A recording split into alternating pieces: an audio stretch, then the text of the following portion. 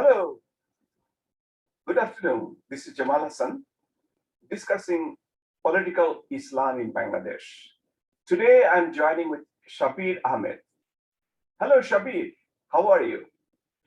Yes, I'm doing fine, Jamal Bhai. How are you doing? So far, so good, I can say. Okay, let's go to the topic. Before discussing the topic of political Islam in Bangladesh, we have to consider Pakistan is the eye of the storm of political Islam in the Indian subcontinent.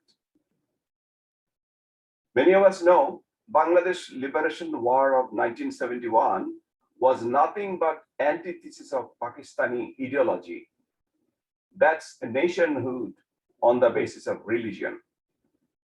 The Pakistani regimes never accepted the separation of Bangladesh from its body, and that's why the Bangladeshi war criminals are still given shelter in that country. In 1971, the members of Jamaat-e-Islami of then East Pakistan and members of Islami Chhatra Sangh, the predecessor of Islami Chhatra Shibir, committed numerous brutal acts against Bengalis of then East Pakistan. Shabir, you may also recall, how old were you at the time when I was, the I war was, was going on? yeah, in 1971, I was 13 and a half year old. You remember that members of Islami Chhatra Shibir were kind of auxiliary forces of Pakistani army. Is it true? Yeah, it's true. Just make a small correction. Back at that time, before 1971, it used to be called Islamic Chhatra Sangha. Yeah, Islamic, I think I was telling Islami Chhatra Sangh. Yeah, right. Yeah, Islami Chhatra Sangh, the predecessor yeah, of Islami Chhatra Shibir. And yes. you probably know that they supported not only the marauding Pakistani army, they also acted as the auxiliary forces and becoming the part of the death squad. So you also Yes. know that military-dominated successive Pakistani regimes are still have been the second fiddle of Pakistani military intelligence, the notorious inter-services intelligence. You may be wondering that until today, this Taliban group of Afghanistan had been the brainchild of ISI. Are you aware of that? No, we all know. We all know those who actually know about the politics of the subcontinent before 1971, even after 1971, especially we in Bangladesh, we are always more aware of the role of Pakistan in 1971 and thereafter. Many Uh, of us who actually are conscious about what happened before 1971 in Bangladesh, during 1971 and after 97. We are always curious about what Pakistan does. It has a significant effect on the Islamic politics in Bangladesh, in particular on the Islamic politics in Bangladesh. it's still unfortunate that many Western governments, many think tanks are not aware that in global Islamic movement, I'm talking about political Islamic movement, Pakistani ISI is still playing a dirty role.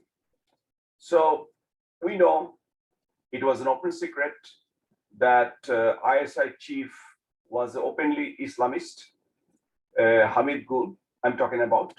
No wonder Osama bin Laden got a safe haven in Abbottabad, Pakistan, where he lived peacefully until the American SEAL operation.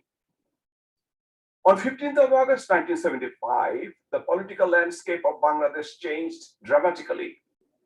A great percentage of Bangladeshis, even after brutal genocide committed by Pakistani army, quickly forgot the painful episode of 9 months of Bangladesh genocide. In this case, I want to give a historical background. 23 years of Pakistani administration in East Pakistan, I'm talking about from 1947 to 1971, the Bengalis of then East Pakistan were constantly fed with the information that Indians and Hindus are enemies of Islam and Muslims. So that was going on for 23, 24 years. Bangladesh Liberation War suddenly came, 9 months, East versus West. Many Bengali Muslims of Bangladesh were suddenly startled. They were, of course, heartbroken. They didn't expect the Pakistani army would be doing so much brutal act against unarmed civilians. But after Bangladesh became independent, many of the Bengalis, that I mean, it's totally my assumption, I should tell, many of the Bengalis went back to their original state of mind.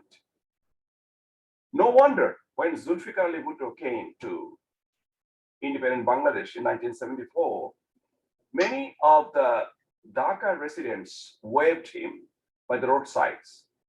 Imagine in Israel, Eichmann or some of the Hitler's guys visit after 2 years of Israel's emergence, and Israelis are waving at him. It's unthinkable. Am I not right? You are correct. You are correct. But here in Bangladesh, you know what happened, because I would say a small but very strong percentage. I mean, strong believers in United Pakistan. It was small in 1971, but after 1971, we went through a lot of chaos. It's a newborn country. Law and order was not good. We had crisis on food and other stuff, you know, like scarcity in almost every sectors. So, and as you know, like at that time, Bangladesh was not even a member of United Nations, and it was not even recognized many countries in the world as an independent country. So the government had real difficulty in organizing the country in a right track. And in the midst of all of this, the supporters of Pakistan gradually gained strength. Uh, Within themselves, they started reorganizing, indirectly, or in terms of out of the sight of the administration, and also from external support. For example, from Pakistan, even other Middle Eastern countries were not happy with the breakup of Pakistan on Bangladesh, so they were not happy. So they actually supported, and after 1975, the same group actually were energized by the new regime that came in after 1975. So they energized and they organized and reorganized, themselves, and they came with, vigor and strength after 1975. They were hiding because Islam politics in the name of Islam was banned in the independence after the independence in 1971. I think in 1972, starting 1972, politics in the name of Islam was banned. In 1973, it was constitutionally banned. So I think is the Bangladesh probably, I should not say probably, Bangladesh is the only country in the world that constitutionally banned political Islam after its independence, constitutionally. But after the changeover in 1975, the same groups that were defeated, miserably defeated, they were hiding. They were given all opportunities to reorganize them, to come back into the politics. They were allowed to revitalize their original party, and not only them, there others were allowed to form their own parties based on political Islam. So that's how we have now number of political parties based on political Islam, and there are a few that are gaining strength with the support of the fundamentalist portions of Muslims, uh, with the Islamists, and in particular with the support of the political Islamists. And as you know, as of today, we are in Bangladesh. There are a lot of crises going on in Bangladesh, and government is actually struggling how to manage these huge number of political Islamists that grew with time for a long period of time since 1975 after the founding father of Bangladesh, Sheikh Mujibur Rahman, Muhammad Sheikh Mujibur Rahman was killed. After that, there was the turning point going into the direction of political Islam in Bangladesh. In this case, I can say, Shabbir, Ziaur Rahman could be the main architect for the foundation of Islamic political Bangladesh. And he's the guy who began Islamization of the country. The term secularism was a taboo subject. He scrapped secularism from the constitution. In 1977, Ziaur Rahman replaced with a statement of absolute trust and faith in Almighty Allah, and Islam was declared the state religion in 1988. Ziaur Rahman's Bangladesh Nationalist Party or BNP gradually got closer to Bangladesh's largest Islamist political party, Jamaat-e-Islami. A federal court in Canada has in two separate cases involving judicial review applications of Bangladesh nationals has declared the opposition Bangladesh Nationalist Party or BNP a terrorist organization. I think you may be aware of that. Federal Court Judge Justice Henry S. Brown upheld that many immigration officials' previous assessment that there were reasonable grounds to believe that the BNP, based on its activities, was a terrorist organization as defined under Canadian law. Lately, there have been news reports of leaked telephone conversations where it has been found BNP leaders' collusions with Pakistani ISI. Do you have any comment on that? Yeah, I love to comment. Very good point. That recently, not too long ago, maybe a couple of years or so ago, that was a verdict from one of the federal judges in Canada. The reason BNP was portrayed as such that it is a kind of a fundamentalist party. Some of the leaders you see don't feel like fundamentalists, to be honest with you. It just they feel like regular, non-political, political Muslim, regular Muslim. So, but problem is they are aligned with a fundamentalist party, Jamaat-e-Islami, and they were highly critical of their political foe, the current government in power under Bangladesh Awami League, which actually led the whole movement to free Bangladesh from Pakistan. So this BNP is in alliance with the major fundamentalist parties, like one part of Islami, of course, most notorious is the Jamaat-e-Islami, is the main, which actually took part in the genocide in 1971, and now after 1975, they were actually nurtured and they were strengthened by BNP, the founder of BNP.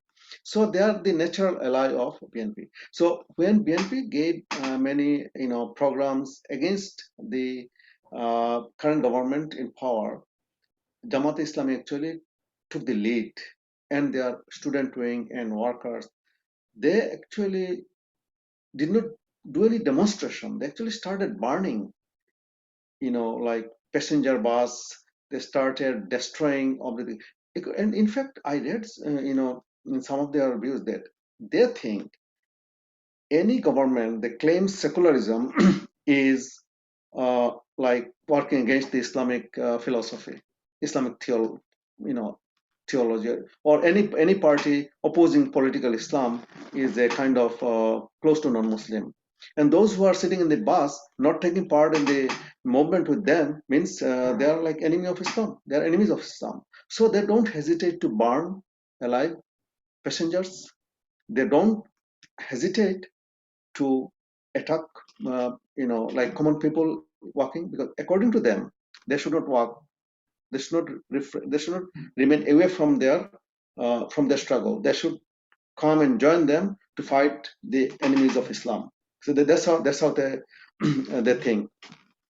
So in 2013 and even before and after that, they did so many, like atrocities on common people in the name of movement against the current government, like burning people alive, burning bus drivers alive, and all these were in the news. You see, I think that's what, when the judge saw the case of a BNP supporter, I think it's my understanding that he looked into all this, but now he got all this information online. He inquired about what this BNP does and what are the parties it's aligned with. Are you talking And about then, Canadian judge? no, in Canadian just right, yeah. That's what I think. He got all the information, and then based on that, he had this verdict. That's what I think. One important factor, historical burden, if I want to reveal now, during 1971, 1975, 1988, before I can say, even up to the until the Soviet invasion in Afghanistan, successive US administrations were cozy with global Islamists. And we know that Muslim Brotherhood was a favorite outfit, a favorite network in many, many Western countries, Muslim Brotherhood. So who had a global ambition. So when you talk about proliferation of Jamaat-e-Islami supporters in global scale, we have to take these historical facts into account. So we know, you may be aware, the Jamaati party sympathizer, many of them allegedly infiltrated in quite a few vital US federal agencies. It's shocking. Most frustrating situation is the status of US Embassy in Bangladesh. Some observers note the Jamaati presence in that embassy had been a multi-decades phenomenon. One notorious Jamaati presence was revealed in Delhi Janakanto of Dhaka, I think maybe 16, 17 years ago.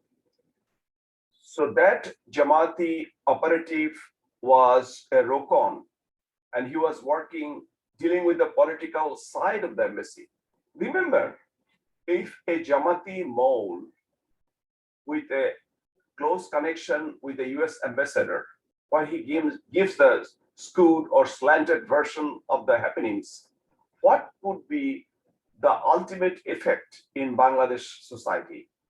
What could be the effect among Bangladeshi secular people? So the problem is, many observers think after one Jamaati gets a good position in the US embassy in Dhaka, more and more followers will get the positions, because that's how it works. And they could be good workers, no doubt about it. Many ambassadors might be maybe very much favorite of them. Or the question is, they are doing a great damage to the secular fabric in Bangladesh. I can remember Sharir Kabir, who is known to me. Sharir Kabir is a human rights activist and a crusader against Bangladesh Jamaat. He once told me that his ordeal during the time when BNP leader Khaleda Zia was in power, Sharir was arrested and tortured after the verdict of Khaleda Zia's kangaroo court. The embassies of all the member countries of the European Union condemned Khaleda Zia government's repression of Sharir Kabir. Only exception was the US Embassy. Sharir believes the silence on the part of the US Embassy occurred because of a Bangladeshi staff in that embassy who used to be a Rokon or a top leader of Bangladesh Jamaat. I heard the similar account from notable Bangladeshi reporter, journalist Selim Samad. So, Shabbir, do you have any comment on that? Yeah, yeah. Jamaat actually has a huge network and they have many university, students, part of Jamaat, Islamic student wing. So when they graduate, they show their, academic achievements and all this. So they get job here and there. And yeah, so if there is a Jamaat, Jamaat student wing member, once he graduates and he takes a job with any embassy, not just US embassy, but he gets a job with any embassy. His job will be to cover up, any filthy acts or anything that Jamaat does. Thing is that the Jamaat generally is very good in communicating outside world, saying that they are just like other political party. They just want to some Islamic rules and everything. But they think all those who do not follow them are enemies of Islam. If you remember well, when in 1971, when Dhaka University professors were picked up, journalists were picked up. Who picked up? Picked them up for killing in 1971 in December? It's the Jamati student wing members. Jamati student wing, student wing is to be called, as we mentioned earlier, is Islamic Chhatra Sangha, and they converted the whole Islamic Chhatra Sangha into an organization called Al Badr, and they had arms, training, necessary trainings given by the Pakistani army, and they knew who different professors and others who are like more liberal, those who are like critical of political Islam, or even just regular, Muslim who does not believe in the politics of Jamaat Islami. They went after them and they picked them.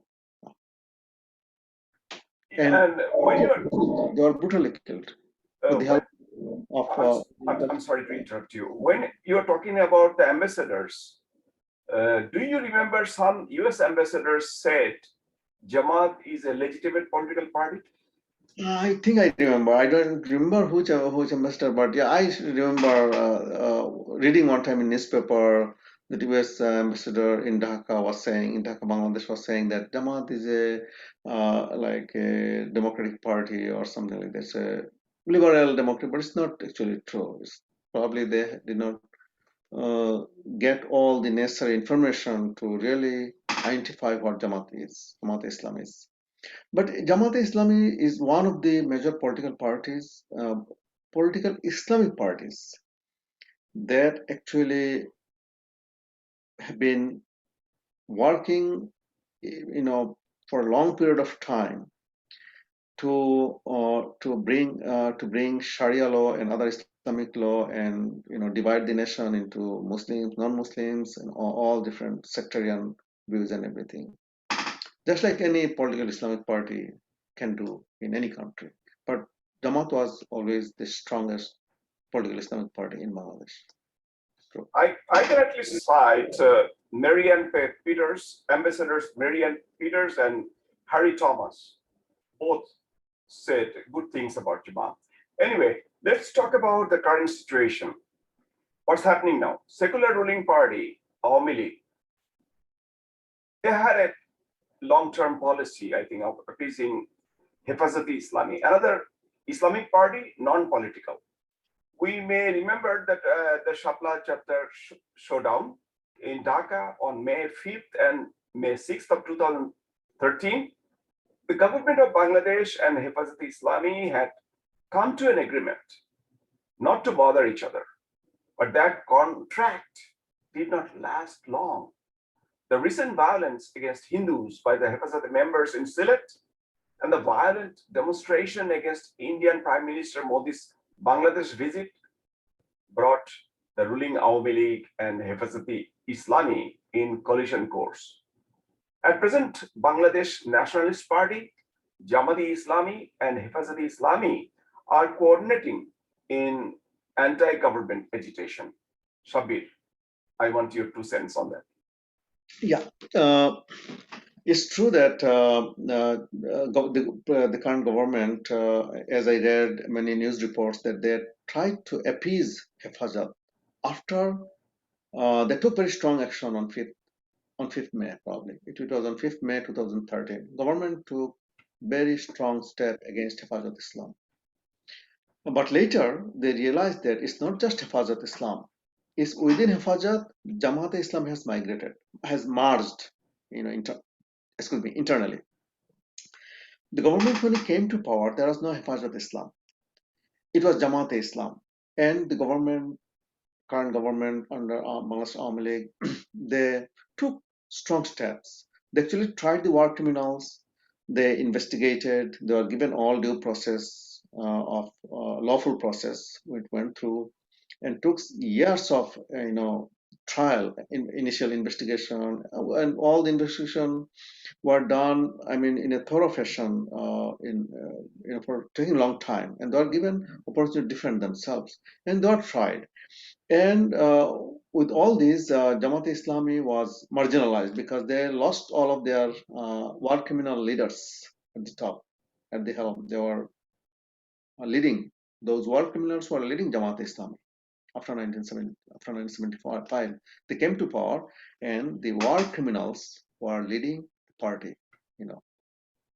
So when the government tried these war criminals, they became leaderless. And in the midst of all this, the secular forces were growing, I would say, in Bangladesh. But they actually, from behind, they pushed forward Hifazat Islam. So another Islamic force came in, and Jamaat and Hifazat Islam, and also BNP aligned with them. They started, they started demonstrating, and they had a huge gathering on, as you mentioned, on 5th May 2013, and they were trying to overthrow the government back at that time. And they had some 13-point demand. They wanted to implement some of the rules based on Sharia, and how to, marginalize the women. They are against in those demands. There were many of the demands were against women education and against many different things. I can remember, but all were like against civilization, one can say. So the government took very strong step, on 5th May. And then the government realized that, they need to keep Jamaat Islami and Hifazat Islam separate. So they actually negotiated with one part of Hifazat Islam. At that time was the leading part of Hafazat. So they tried to isolate the Hafazat from Jamaat, and actually they did negotiate, and it went for quite some time. Now the leader named Allama Shafi, who was the chief of Hafazat at the time when government negotiated, he died, and the new leadership came. As I read in many newspapers, the new leadership is actually either Jamaat Islami, leaders, or pro Jamaat Islami. They are more, they feel like going more with Jamaat. So Jamaat has taken over. Some say, in some analysis in Bangladesh newspapers and other talk shows, I hear many opine that it's a Jamaat Islami has taken over Hifazat. So now the government is having real difficulty, just controlling this rise of this fundamentalist political Islamists under the banner of Hifazat Islam. It's true. It's not just Hifazat, it's Hifazat plus Jamaat Islami. Those who don't know what is Hifazat. Hifazat means Islam, Hifazat meaning they are here to protect Islam. They boastfully say 90% Muslims, a country of 90% Muslims. Why they have to, protect Islam? Where in a country there are 90% of the people are Muslims. And when British left in 1971, there were about 30%, 30 to 33% Hindus living in Bangladesh. Then in 1956, Pakistan declared as an Islamic republic, not People's Republic. So they started marginalizing Hindus from the beginning, and then officially they declared it's not a People's Republic. It's an Islamic Republic of Pakistan in 1956, and since then it is still an Islamic Republic. So Hindus are marginalized. They gradually left, and now Some say 10%, some say less than 10%. And the mullahs boastfully say that it's less than 10% because, and they boast about it in their preachings and in their lectures and all this. I listen and I see what they say. And now they have created an organization, with Jamaat, merged with them, and they say that they are going to protect Islam.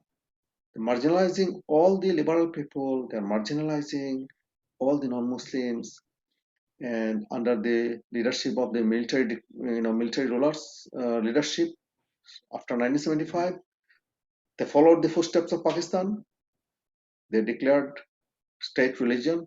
They deleted the ban on political Islamic parties. And then the second military dictator came in, General Ashad. He declared state religion is Islam.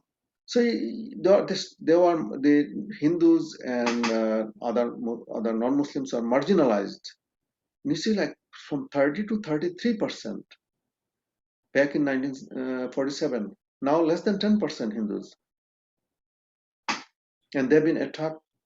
And occasionally, for very silly reasons, they organize fundamentalist mobs, and they go and attack Hindu villages. Shabbir, when you just talked about protection or protecting Islam.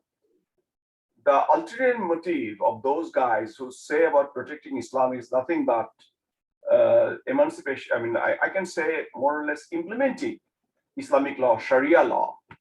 And when Islam becomes politicized, it becomes a dangerous activity against minorities. When even though some countries where political Islam was not that much of predominant, talk about Lebanon. During Second World War, after Second World War, Lebanon has a more than 50% Christian community. Now, I think less than 30%. So it's happening, unfortunately, many of the Arab countries where Muslims are the majority, where Sharia law is not totally implemented, but minorities are diminishing. We can say at the moment, going back to Bangladesh, Bangladesh Jamaat Islami is doing an excellent job as a facilitator of Muslim Brotherhood.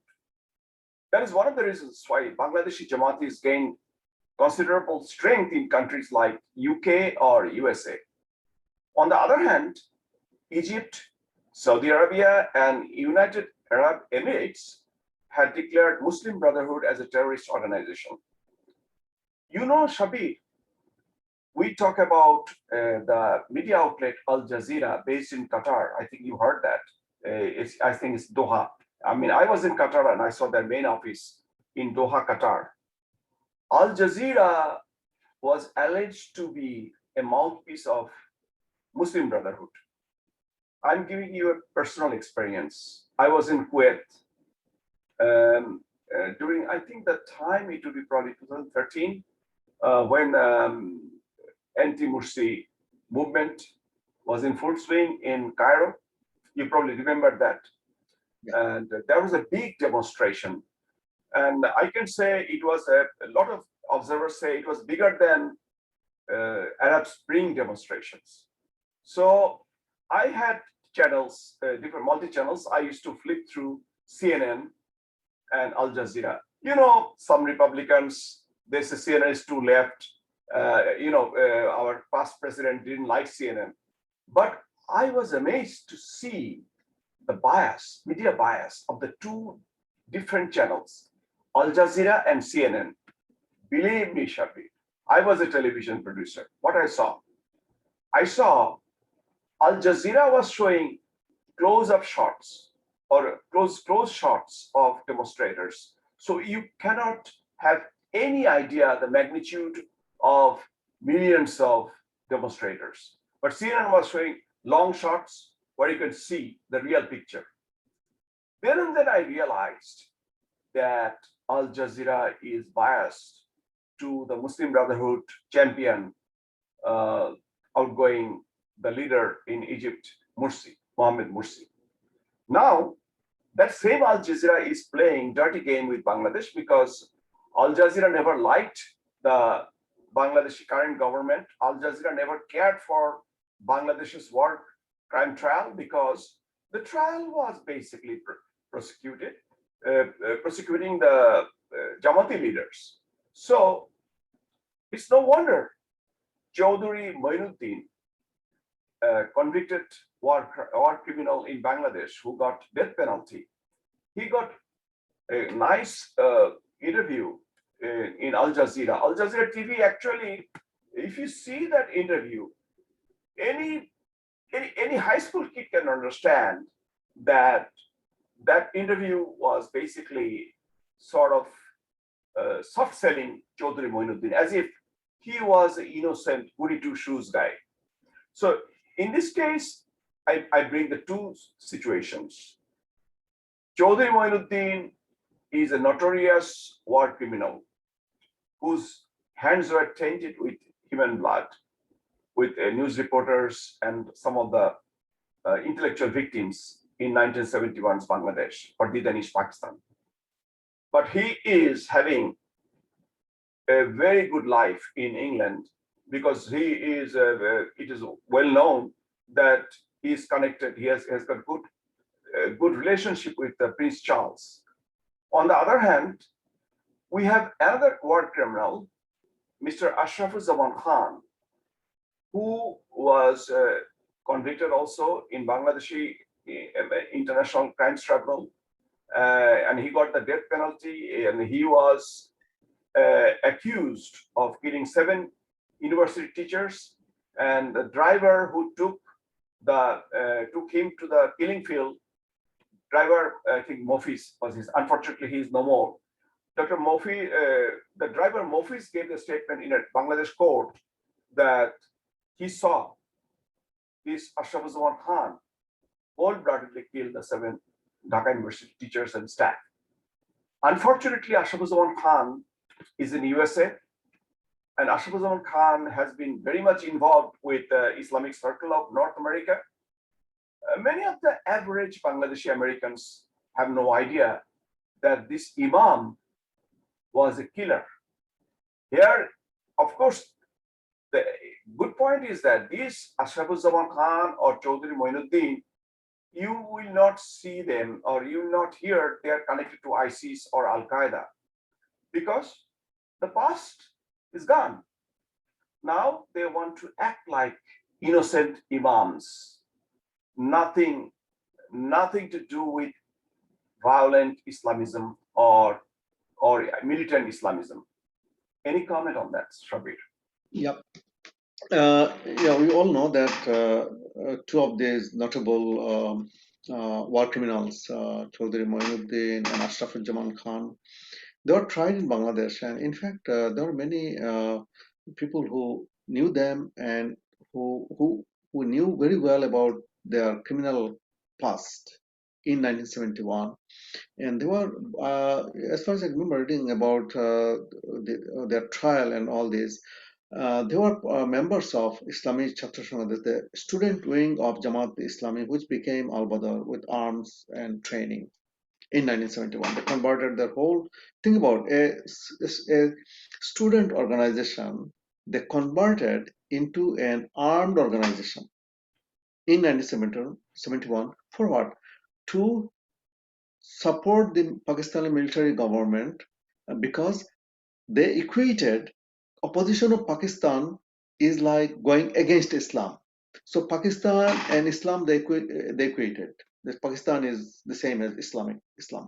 So if you go against Pakistan means you are going against Islam. So those who are against the rule of Pakistan back in 1971 when Pakistani military attacked and tortured Bengalis of all sorts. And when 10 million people took refuge in India, and people finding no alternative started, a struggle people are started a war against Pakistani army. So they created this. They converted their whole student organization to kill those who support the to support the independence against independence against from Pakistan. Sorry, independence from Pakistan. And this Mr. Chaudhry Moinuddin and Mustafa Jamal Khan, they were that notorious Islamic Chhatra Sangha members. And they were leaders actually. They were probably in commanding level of Al Badr. And many witnesses, they actually uh, told in the interrogation of their lawyers and also prosecution lawyers, they narrated what they saw and how they took part in the picking up and killing. They not only gave orders, but they also took part in the picking up of the professors. Their professors. Some of them were like their own teachers, professors. They took and they took them to a place called Raya Bajar in Dhaka, outskirt at the time, and they killed many of them. It's just they did. It's like they did during the whole 9 month period on and off, and in particular they concentrated their effort in the month of December when they were saying like there's a war going on between freedom fighters, Pakistan against Pakistan army, freedom fighters and Indian army jointly fighting against the Pakistan army, and they realized that it might be the not much time left, so they wanted to get rid of all these people. They thought enemies of Islam, and they killed many of them were like regular Muslims. Shabbir, currently, let's go to the present again. You know that there are quite a few violent Islamist groups in Bangladesh. Jamaatul Mujahideen Bangladesh, or JMB, and New JMB, Ansarullah Bangla Team, Harkatul Jihad, Hizbut Tawhid, Hizbut Tahrir. These are very active outfits. It has been found many of the members of such outfits were once members of Bangladesh Jamaat or Islami Chhatra Shibir. Many of these violent organizations maintain close ties with Pakistani groups like Harkatul Jihad of Pakistan or Lashkar-e Tayyiba. Can you highlight on that? Yeah, as I read, about in the newspapers in Bangladesh, and also, as I mentioned before, also like talk shows and discussions, I listen. These parties were banned by the president. The present government, when they came to power in 2008, they banned all these parties. They're like they opted for terrorism, clear, and they took part in killing so many many bloggers and many others, during the time when BNP was power, especially, and also after this current government came into power, they also killed many, or Abhijit Roy and others are killed. And these parties had role in those killings, because according to them, those who are not fighting for political Islam, they are enemies of Islam, so they will go after them, and anyone who criticizes them. So yeah, as I read also like you in many news reports, I read many times that many of these members of these extreme violent parties were originally the members of Jamaat Islami. And as you mentioned the name of Mr. Shahriar, he's a renowned journalist, Shahriar Kabir, and renowned human rights activist who has been working for a long time against the rise of political Islam in Bangladesh. And he also mentions, many others also mentioned, that Jamaat Islami is the source of creating these these extremists in Bangladesh. So they go kind of training how to political Islam. Some go to the extreme line. So they have one is militant. They're going into the militant groups. So they identify under different names like Harkatul Jihad and all other different or militant organization, direct militant organization. And Jamaat Islami, when they come to foreign dignitaries and say, "Oh no, we are doing civil politics, we are just a political party," and all this. So they have two phases. In one side, they say, "Okay, we're just like peaceful, practicing politics in the name of Islam, no militancy." But on the other hand, they create those members and then they go fight for eradicating whatever secularism. In Bangladesh, secularism means separation of politics, separation of Islam from politics. That's what the secularism of Bangladesh is. Secularism Bangladesh means it's not. It doesn't mean that religion less. There are religion people will practice, but there should not be any religion in politics. There cannot be any political party doing political Islam. That's what secularism was originally included in Bangladesh Constitution after 1971. In this case, I want to add, recently, one of the Hifazati leaders said that he has no problem with religious minorities like Christians, Hindus, Buddhists, but he has problem with non-believers or atheists. So I think it's a very strong political statement.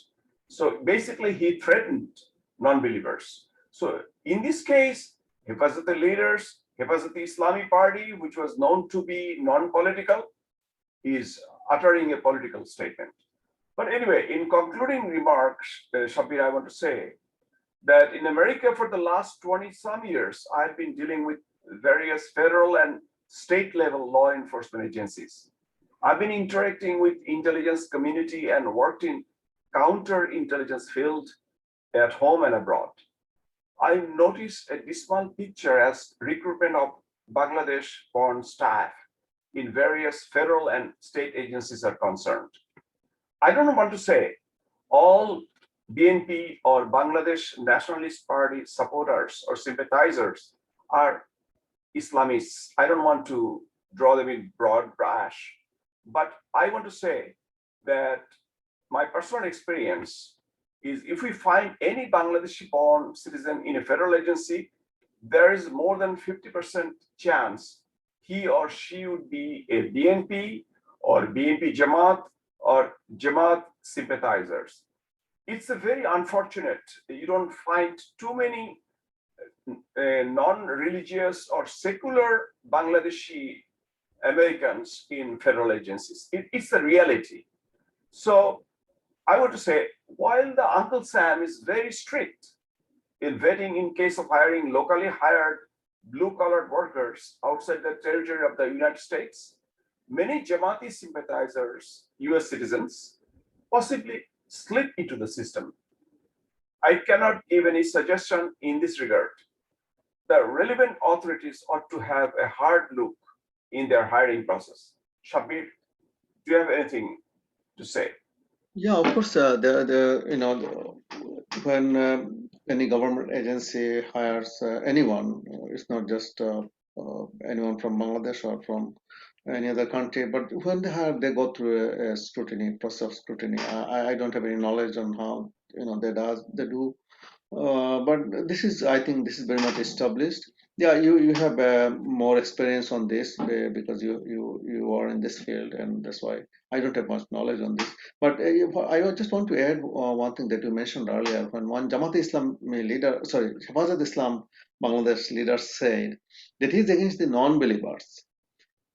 You know why he said this? Because those who are non-believers, they look at carefully and they go after their ulterior motive.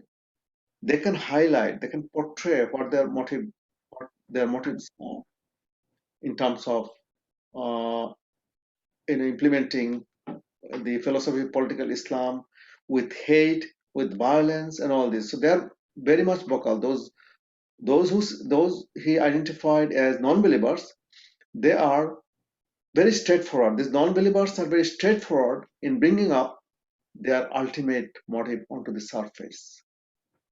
Because you see, like people like those who are believers, so they are Islam, they are not doing anything, just doing some politics, but Islam, oh, it's our religion, it's great, it's fine. So they just don't go after them with strong look and careful investigation, and they don't portray them and don't bring their ulterior motive into the surface. But those who are non-believers, they say, oh, okay, let me see what you want to do. And all these they highlight, so well, and expose their motives. So that's why they want to go after them. I would say like this whoever, I think most of the Hifazat Islam leaders in Bangladesh, they say like this. They should say we are not against any human being. Shabbir, before I conclude, I mean, I suddenly something came in your mind when you said about attack on non-believers. But if you go to if you just discuss the political landscape in USA, you can say that a traditional friend of Islam or Muslims, the Republican Party, has shifted dramatically during the last decade or so. So, former President Trump, talked about Islamic terrorism before he came to power. So, I would say many of the Islamists, Bangladeshi Islamists, particular, I think they don't have anything to do with the Republican Party. Many of the Bangladeshi American Islamists living in USA, they are shifting towards Democratic Party. So, and I see sometimes they really, come to the voting, and sometimes they just stand they become a candidate, in certain areas in Democratic Party. So, an interesting thing came in my mind. They have dichotomy. These Bangladeshi Islamists, Bangladeshi American Islamists living in USA, has a serious double standard. On the one hand, they don't have any problem supporting wholeheartedly President Obama or President Biden, who supported or still supporting gay marriage, abortion rights wholeheartedly. They have no problem. But they have problem with Hasina. Sheikh Hasina, how whatever she does with Hepazati, how much Islamist she becomes or Islamic she becomes, how many mosques she builds, Sheikh Hasina in the eyes of those Bangladeshi American Islamists, Sheikh Hasina is still an atheist. I can quote, I had a chance to see social media, one of the such guys. He is a staunch Democratic Party supporter. His social media is full of vote for Biden, hundreds of postings. But the same person has no problem in mentioning attacking Sheikh Hasina, the Prime Minister of Bangladesh, as a non-believer. Do you have any comment on that? Yeah, I mean, I never did politics in Bangladesh or in the US. I was not involved in any political party any time in my life. But I observed because when I grew up in 1971, we went through this political fight into real fight with Pakistan. So we grew up with these political events, made me interested in reading and knowing what's going on. As I see, like as I went through, Bangladesh Sheikh Mujibur Rahman was a pious Muslim. He was a believer. I mean, our Bangladesh founding father, Bangladesh Sheikh Mujibur Rahman was a believer, strong believer, and but he was against mixing politics in Islam. I think also the current Prime Minister, Mrs. Sheikh Hasina, was also a believer, strong believer. And I read in many places, this starts her day in the morning, very early morning. She starts her day with prayer, with Islamic prayer, and I think she believes strongly that people should have their prayer place and mosques and all these, and so that's how she established many mosques. Okay, let's people have their prayer place. Maybe with government support, those who think like me, I think the government should be away from there should be there's separation of government from religion. Government should be equal to all religion. So in this case, I think Bangladesh government shouldn't provide any funds for building any mosque or any temple. It's the devotees, the people who are pious, they will contribute and they will build. Privately it will be built. That's what I think. But yeah, I think she's tried to appease the leaders, Center for Islam and all this. So she established many mosques and all this, but still they don't, because they think that she's on their path against declaring Bangladesh as Islamic Republic, against you know she's against their path toward Sharia law and all this. I think she's like her father, who believed in separation of religion from politics, but both of them are past. She's probably the one who actually, for example, I can say she's actually the one. She's actually tried to help research and etc. on Islam and everything through Islamic Foundation. When Bangabandhu Sheikh Mujibur Rahman in the constitution included separation of, included included the provision for not having any political party with Islam. That's when she included provision not to have any political Islamic parties.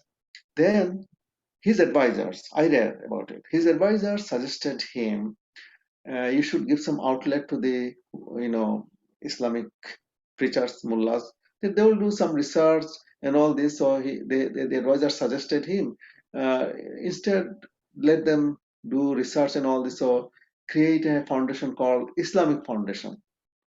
As a matter of fact, he created this Islamic Foundation. I, as a strongly secular person, I would say no. I don't want government to pay for any religious foundation. It's my personal choice. But but I think he, as a prime minister or president, he has to look into the whole picture, the reality of a country. So that's why he actually, um, his government actually created this Islamic Foundation. But unfortunately, even with all this, Bangabandhu did creating Islamic Foundation. The political Islamists are not happy with him. Now, Mrs. Sheikh Hasina, Prime Minister of Bangladesh, who has done all these different things, funding for many mosques and all these, still, the political Islamists are not happy with her, as I see. They are currently, as we are speaking, they are against, they're having movement against her. In this case, Shabbir, before sorry, we will wrap up very soon. I was just emphasizing on Bangladeshi-born Islamists in Western countries, especially in USA. So I talked about infiltration, and I can say that many of the Bangladeshi Americans of Islamist persuasion, they have very much infiltrated into Democratic Party because they think that Democratic Party, probably because of its kinder heart, because they probably like the immigrants and all this, and maybe they think that, oh, poor victims, the Muslims, they probably embrace the political Islamists, with a facade. But some of the, I'm not talking about only those who are involved in US politics. I'm talking about lately what we find that some of the Islamic preachers or political Islamist operatives who migrated to USA maybe, or immigrated to USA during the last 4 or 5 years, they have got their own YouTube channel with 100 to 200,000, 300,000 viewers. So they are constantly, day by day, every day, they are preaching the hatred, and they want to they want to see Bangladesh as Islamic Republic in Iranian or some other country style. So I can say these are kind of these people have their dangerous mind. But USA as a democratic country, a country of freedom, has hands tied also. What do you think? Your final comment. Yeah, yeah. I know about whose people you're talking. Who have their channels, and they're actually creating. They actually propagate inflammatory.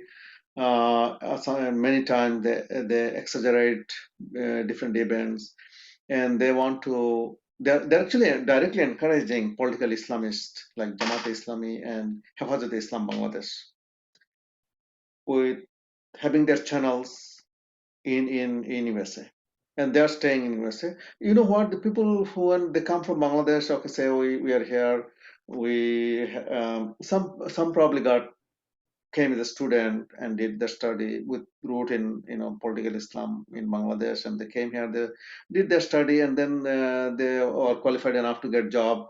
Some were doing, some were linked to it, Hafazat Islam or Jamaat Islami, and the government found out and said, okay, we need to take action. And then somehow they got visa and came here, and they said, oh, okay, the persecution. I was a journalist there, and now I had to flee and all this.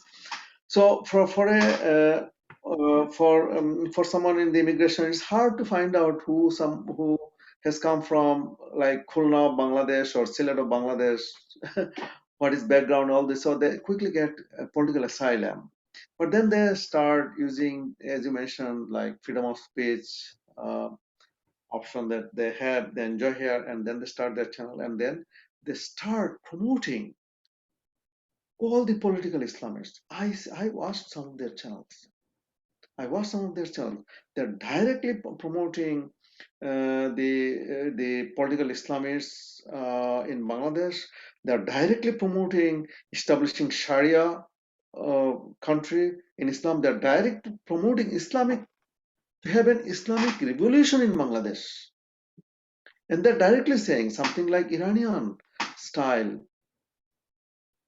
government will come to power.